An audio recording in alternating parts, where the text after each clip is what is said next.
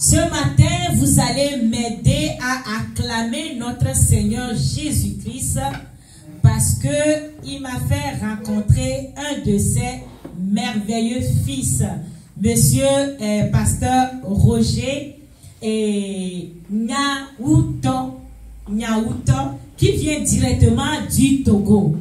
Alléluia. C'est la première fois qu'on se voit. Sinon, on s'écrivait sur Facebook. C'est comme ça qu'on s'est connus. Je bénis le Seigneur de ne pas me cacher sur Facebook. C'était difficile pour moi de m'afficher. Mais quand je me suis affichée, je me suis dit, je vais mettre pasteur pour que tout le monde sache que je suis pasteur. Cela a attiré beaucoup d'hommes et de femmes de Dieu vers moi, avec lesquels nous partageons beaucoup souvent. Et ça a donné qu'il venait à Toronto. Hein. Il est venu à Toronto. Mais il a tout fait pour venir jusqu'à Sherbrooke pour nous bénir. Alléluia. Ça mérite des acclamations pour notre Seigneur. Alléluia. Alléluia. Je sais que vous seriez contents de ce qu'il va nous donner. Et moi, je suis très enchanté ce matin que Pasteur Roger nous rende visite. S'il vous plaît, accueillons-le convenablement. Alléluia. Bienvenue, Pasteur. Que Dieu vous bénisse. Amen. Et que la grâce du Tout-Puissant soit toujours avec nous. Amen. Je vous envoie les salutations de tous les fidèles et tous les frères depuis Lomé au Togo. Amen. Et tout ce que je peux dire, c'est que je sais que le Seigneur Jésus-Christ va nous assister pour que nous passions de bons moments. Alléluia. Amen. Que Amen. Dieu vous bénisse. Je suis le pasteur Nyaouto Roger. Je suis le pasteur principal de la mission divine internationale basée à Lomé au Togo. Donc, je suis très content ce matin d'être parmi vous et de vous apporter dans cette petite minute quelque chose de la part du Seigneur pour vous. Que Dieu vous bénisse et que la grâce du Tout-Puissant soit sur vous. Une fois encore, je vous remercie pour ce privilège, le privilège que vous m'avez donné de partager la parole de Dieu avec vous. Et je sais que jusqu'à ce que nous ne finissions ici, il y aura de grandes choses qui vont se passer. Amen. Vous savez, Dieu m'a appris quelque chose un jour et Dieu m'a dit, est-ce que tu sais que mon service ou bien me servir ne dépend pas du nom qui est devant toi? C'est-à-dire que même la Bible a précisé, il dit là où 2 ou 3 personnes sont rassemblées, je suis parmi eux. Amen. Dieu n'a pas besoin d'une foule pour faire ce qu'il a à faire. Dieu a juste besoin des cœurs pour faire ce qu'il a à faire. Si c'est une personne qui est devant Dieu et qui a ouvert son cœur, Dieu peut faire tout ce qu'il peut faire. Donc ce matin, je vais vous partager juste une petite quelque chose et nous allons voir ce que Dieu va faire. Allons dans le livre des Actes des Apôtres, je pense au chapitre 14. Nous allons aller au chapitre 14, le verset 8 à 10. Le livre des Actes des Apôtres. Le livre des Actes des Apôtres. Le livre des Actes des Apôtres. Actes 14, verset 8 à 10. Est-ce que c'est possible que je commence par lire? Amen. Ok. La Bible dit, à Lys se tenait assis un homme impotent des pieds, boiteux de naissance et qui n'avait jamais marché. Il écoutait parler Paul et Paul, fixant les regards sur lui et voyant qu'il avait la foi pour être guéri, le verset 10 dit d'une voix forte, lève-toi, droit sur tes pieds, et il se leva d'un bond et marcha. À la vue, je vais lire aussi le verset 11, à la vue de ce que Paul avait fait, la foule éleva la voix et dit en langue lycaonienne, les dieux sous une forme humaine sont descendus vers nous. Amen. Amen. Amen. Nous allons prier Seigneur, je bénis ton nom pour tout ce que nous allons faire ce matin. Seigneur, bénis ta parole et que ta parole change la vie de quelqu'un. Que ta parole puisse rentrer dans les cœurs, puisse rentrer dans les vies et que ta parole soit la lumière dans la vie de quelqu'un qui va l'écouter ce matin. Amen. Merci Seigneur de nous bénir. Au nom puissant de Jésus, nous avons prié. Amen. Amen. Que Dieu vous bénisse. Amen. Voilà, mon thème de ce matin s'intitule « La foi peut changer toutes choses ». La foi peut changer toutes choses. La foi que nous avons en Dieu, ou bien la foi que nous éprouvons en tant qu'enfants de Dieu peut changer toutes choses dans nos vies. Alléluia. La Bible dit que sans la foi, il est impossible d'être agréable à Dieu. Alléluia. Et la Bible a bien précisé aussi que le juste vivra par la foi. Alléluia. C'est-à-dire que cette marche chrétienne ou bien cette marche d'enfants de Dieu que nous sommes ou bien des fils de Dieu que nous sommes, pour que cette marche soit effective devant Dieu, il nous faut ce qu'on appelle la foi. Sans la foi, nous ne pouvons pas marcher avec Dieu. Sans la foi, nous ne pouvons pas aller de l'avant avec Dieu. Si nous voulons franchir les étapes avec Dieu, aller de dimension en dimension ou bien aller dans de grandes choses avec Dieu, nous avons besoin de ce qu'on appelle la foi. Dans Hébreux 11, verset 1, la Bible nous dit que or, la foi est une ferme assurance de tout ce qu'on espère, une démonstration de celle qu'on ne voit pas. En l'ayant possédé, les anciens ont obtenu des témoignages favorables. Bien-aimés dans le Seigneur, sans la foi, nous ne pouvons pas marcher effectivement comme il le faut avec Dieu. Si vous voulez marcher avec Dieu et voir Dieu dans sa profondeur et voir Dieu dans une autre dimension, il nous faut ce qu'on appelle la foi. Qu'est-ce que la foi? Moi, j'ai dit que la foi, selon mon explication, ce n'est pas l'explication de la Bible ou bien l'explication de quelqu'un, mais c'est ma propre explication. C'est quoi la foi? La foi, c'est tout simplement une substance spirituelle qui rend l'impossible possible. C'est une substance qui est spirituelle, qui n'est pas visible à l'œil nu, mais qui peut rendre l'impossible possible. C'est quoi la foi? J'ai dit que la foi est une force d'opération invisible. Une force qui opère invisiblement. Alléluia. La foi n'est pas visible à l'œil nu. Mais, quand tu as la foi, on ne peut que voir le résultat. La foi, personne ne peut le voir à l'œil nu. Mais jusque quand quelqu'un a la foi, ça produit des résultats. C'est quoi la foi? C'est une force d'opération intérieure. La foi est à l'intérieur de nous. La foi n'est pas à l'extérieur. Nous possédons la foi en nous. Et quand vous possédez cette foi-là, c'est simple ou bien c'est avec simplicité que Dieu peut faire quelque chose avec vous. C'est avec simplicité que Dieu peut aller de l'avant avec vous. C'est avec simplicité que Dieu peut changer les choses tout autour de vous.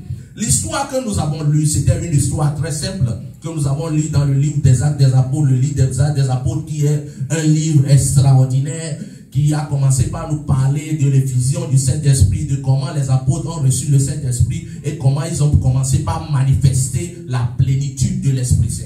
Alléluia. Et dans Actes 1, verset 8, la Bible nous a dit que « Mais vous recevez une puissance, le Saint-Esprit surviendra sur vous et vous serez mes témoins. » C'est-à-dire que c'est ce Saint-Esprit-là qui nous a rendus comme des témoins de Christ devant le monde. Alléluia. Dans Actes 10, verset 38, la Bible nous a dit que vous savez comment l'Éternel a oint de Saint-Esprit et de force Jésus-Christ de Nazareth, qui allait de lieu en lieu, faisant du bien et guérissait tous ceux qui étaient sous l'emprise du diable. Alléluia. La raison pour laquelle Jésus pouvait faire du bien, la raison pour laquelle Jésus pouvait délivrer tous ceux qui étaient sous l'emprise du diable, c'est parce que Dieu l'avait oint avec le Saint-Esprit. Alléluia. Donc, selon l'histoire que nous avons lue, la Bible dit qu'à lui se tenait assis un homme impotent des pieds, boiteux de naissance et qui n'avait jamais marché. Alléluia. L'apôtre Paul était en train de prêcher. L'apôtre Paul est l'un des apôtres qui n'avait pas été avec Jésus, mais qui avait rencontré Jésus par après. Alléluia. Parce que Dieu avait eu un plan pour sa vie. L'apôtre Paul, ce même apôtre, s'appelait avant Saul de Tarse.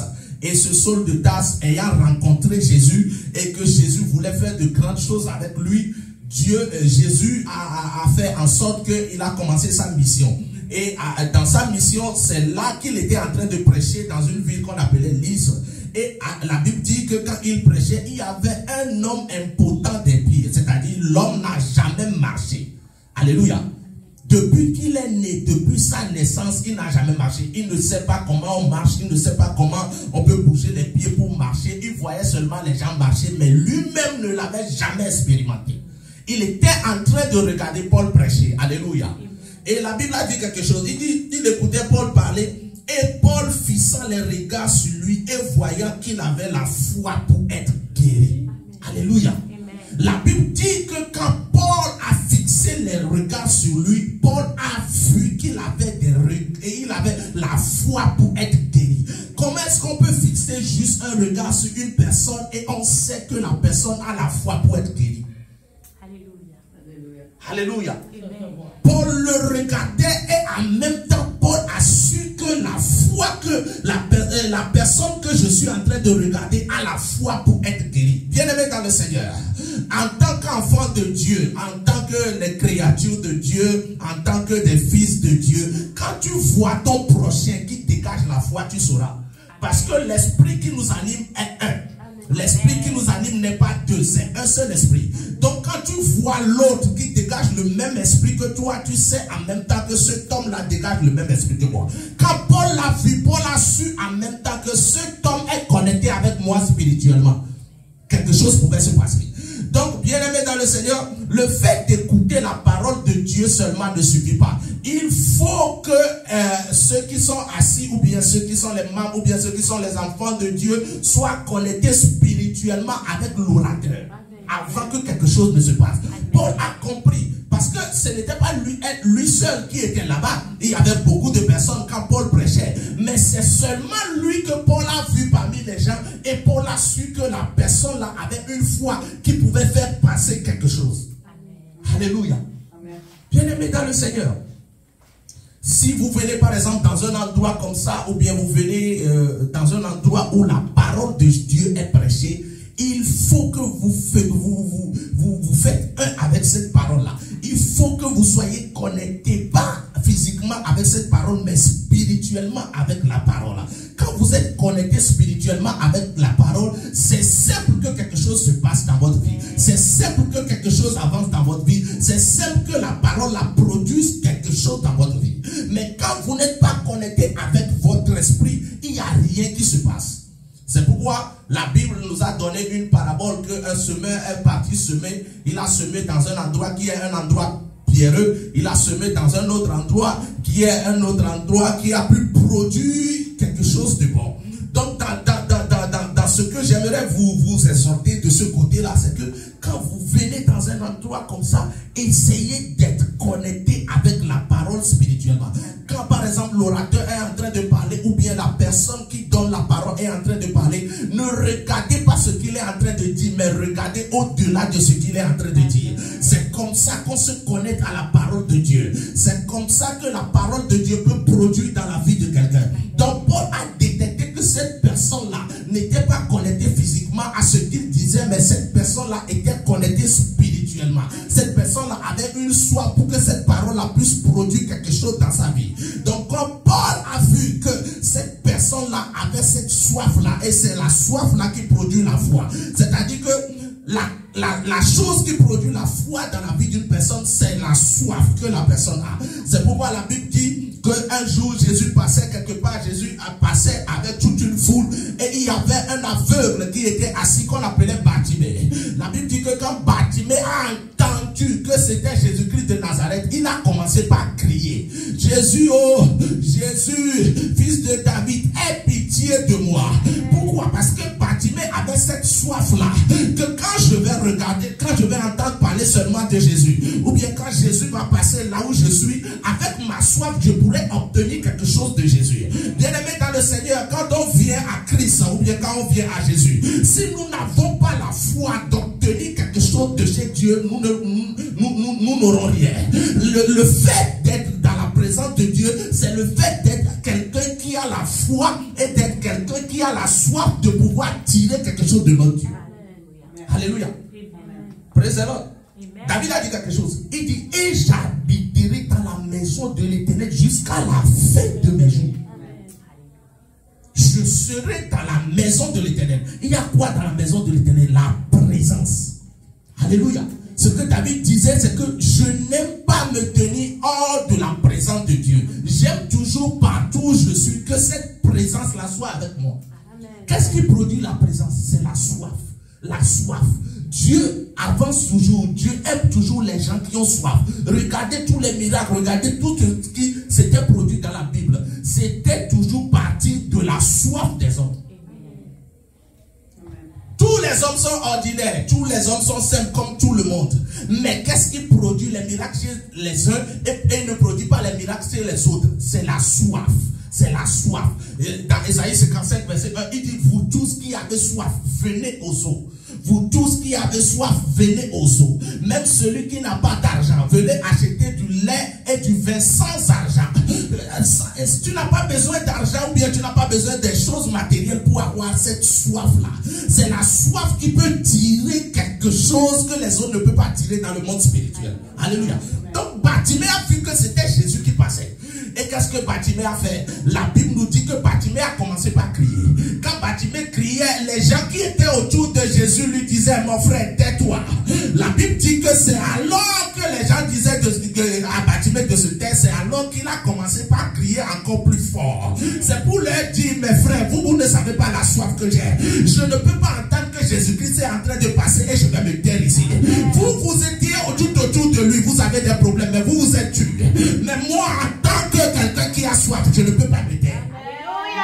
Et la Bible dit, quand Jésus a vu la foi de Bartimée, parce que c'est la soif qui déclenche ce qu'on appelle la foi. Quand il a vu la foi là, il a dit, appelez-le-moi. Et quand Bartimée est venu vers Jésus, Jésus lui a demandé, qu'est-ce que tu veux que je te fasse? Qu'est-ce que tu veux que je fasse? Et Bartimée a dit, je veux voir. Je veux voir. Vous savez pourquoi Jésus lui a demandé qu'est-ce que tu veux que je fasse? Parce que Bartimée était aveugle, mais il était mendiant. Donc Jésus voulait voir est-ce qu'il allait demander l'argent. Et or que Bartimée savait que s'il voyait, il pouvait aller travailler pour avoir l'argent. C'est pourquoi il lui a dit, je ne veux pas d'argent, mais ce que je veux, c'est que je veux voir. Jésus lui a dit, ta foi t'a sauvé.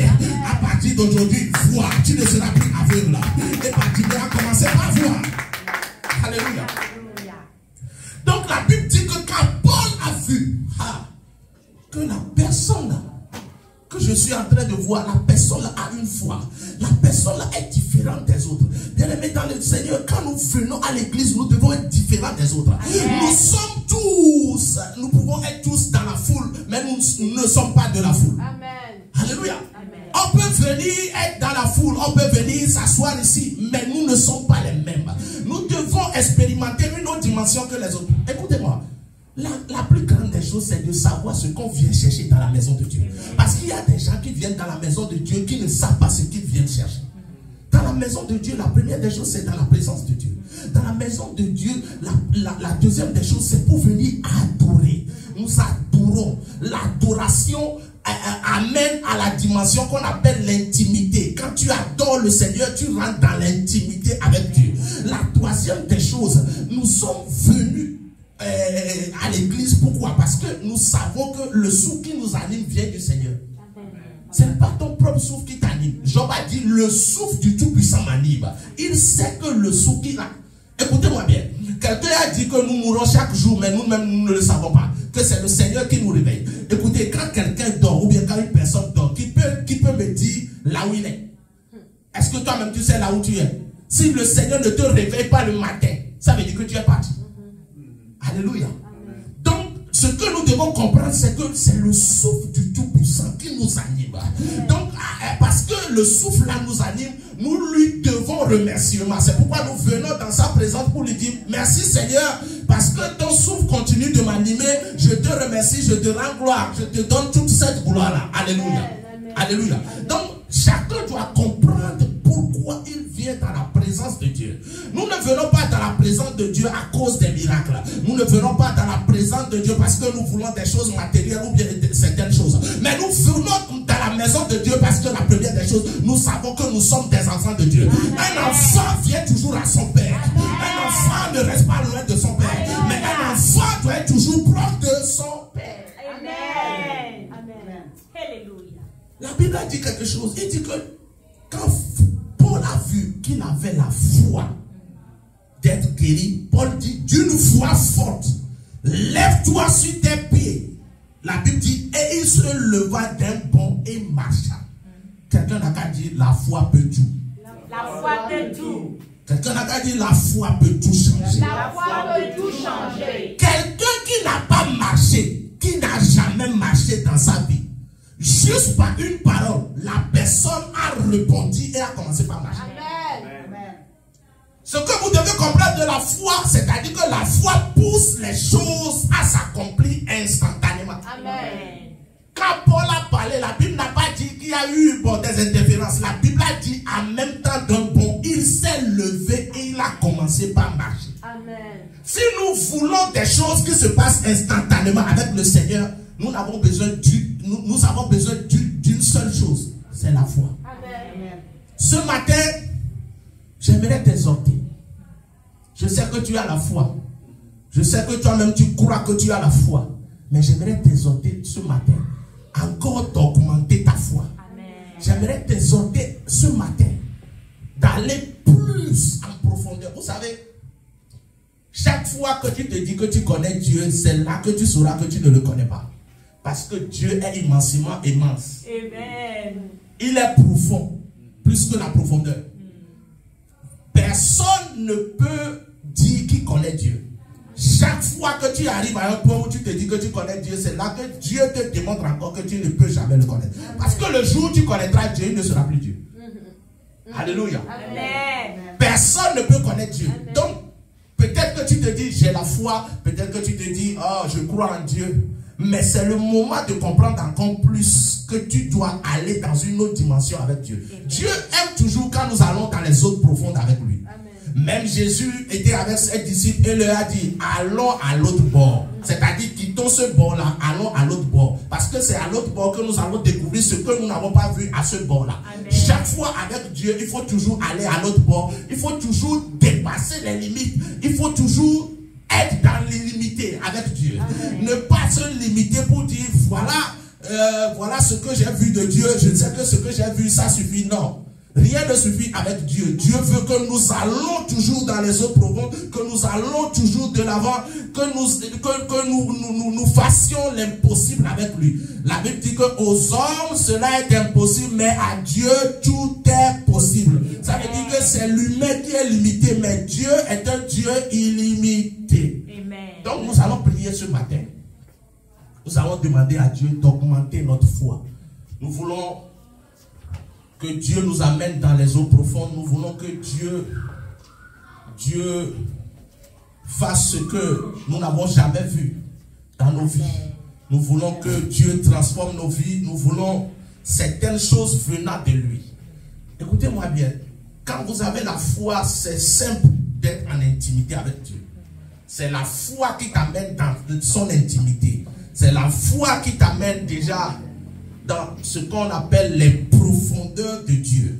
Si nous voulons connaître Dieu en profondeur, vous savez, quand vous allez connaître Dieu en profondeur, ou bien vous allez aller dans les eaux profondes avec Dieu, vous ne serez plus intimidé avec les choses de ce monde. Amen. Vous ne serez plus intimidé parce que vous savez qu'il est avec vous. Non seulement il est avec vous, mais vous êtes en lui.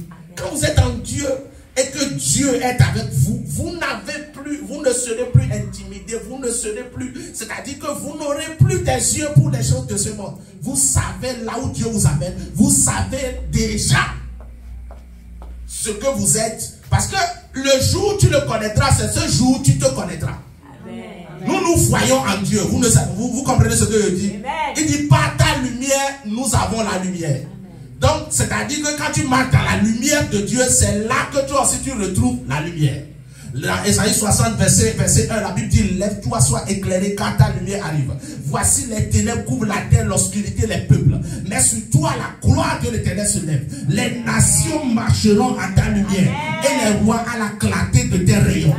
Donc, ce qui veut dire que si tu veux que les nations marchent à ta lumière et les rois à la clarté de tes rayons, toi-même tu dois être lumière d'abord.